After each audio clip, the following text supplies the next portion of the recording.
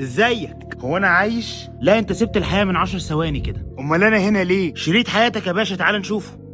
انت ليه طلقت ماما يا بابا؟ انت راجل وحش ومش عايز اعرفك تاني.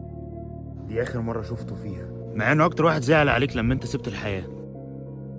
بتسيبيني ليه؟ انا عملت لك ايه؟ انا بحبك. دي كانت حب حياتي اللي انا ما ارتبطتش بعديها بسببها. حب حياتك سابتك عشان واحد اغنى منك وخلفت. يا مدير انا خلصت شغل، ممكن اروح؟ هتروح لما انا اقول لك روح كمل شغل. شكلك مش مبسوط. كنتش اصلا بحب هندسه، كان نفسي افتح عربيه اكل، انا بحب الطبيخ جدا. وما فتحتهاش ليه وعملت اللي انت بتحبه؟ الناس تقول ايه؟ مهندس بيطبخ؟ محدش كان مهتم لما انت سبت الحياه، ومحدش كان مهتم وانت عايش الحياه. كنت بقعد بالساعات هنا متضايق، بس بايدك كنت تصالح باباك، وبايدك تتجوز واحده تانية بتحبك فعلا، وبايدك تعمل حاجه بتحبها.